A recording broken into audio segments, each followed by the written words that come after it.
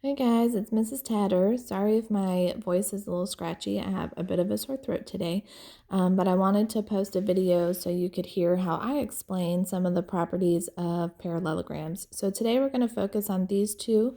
Opposite angles are congruent and consecutive angles are supplementary.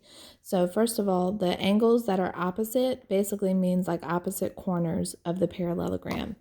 So if I'm looking at angle A, the one that's in the opposite corner from angle A is angle C. So those two have to be equal to each other. B and D are also opposites. So they have to be equal to each other as well. So we use these little rainbow arcs to kind of visually show which ones are supposed to be the same.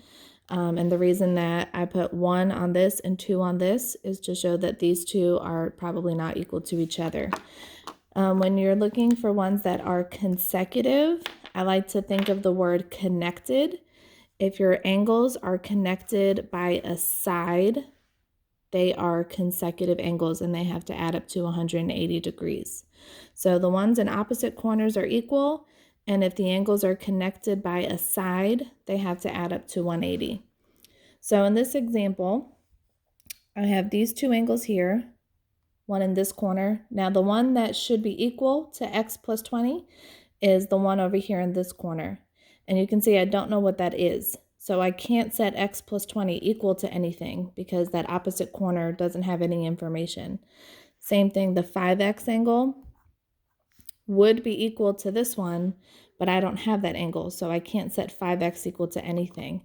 But these two angles are connected by a side. So if they're connected by a side, they add up to 180. So that's what my equation is going to look like. I'm going to show that I add both of these together, and then when I add them together, they equal 180. So you combine like terms. 5x plus x is 6x plus 20. And from here, we're just solving an equation. So subtract the 20, bring down the 6x, and divide both sides by 6. And I don't have a calculator, so I'm just going to leave my answer like that. All right, in this next example, I have two variables. I can only solve for one at a time. So angle y would be equal to this angle, but I don't know what that angle is, so I can't solve for y yet. I have this x plus 70 angle and this 3x plus 10 angle. And since those are in opposite corners, they have to equal each other. So I'm going to write an equation to show that this angle equals this angle.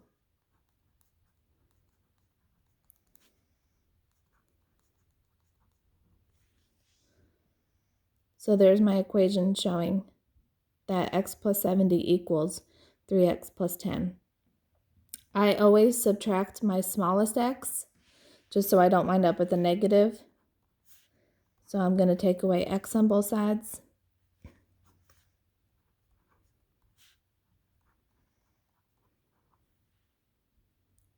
And now I'll subtract 10 on both sides.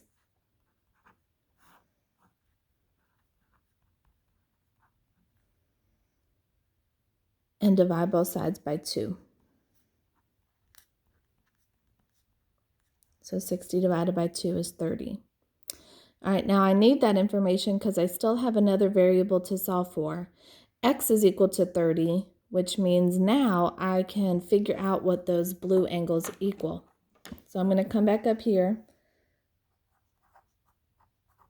30 plus 70 is 100. So that angle is 100 degrees. Now this one should also be 100 degrees. And I'm going to check by doing 3 times 30 plus 10. 3 times 30 is 90. 90 plus 10 is 100. So I know I did it right. And now I can figure out y. Y is connected by a side. So y has to make this pair supplementary. So they have to add up to 180. So y has to be 80 degrees. All right, I hope that kind of helped you see the difference between which angles are opposite and the opposite angles are equal. And hopefully you have a better definition of what consecutive angles are, so that you can set consecutive angles to add up to 180 and opposite angles are equal.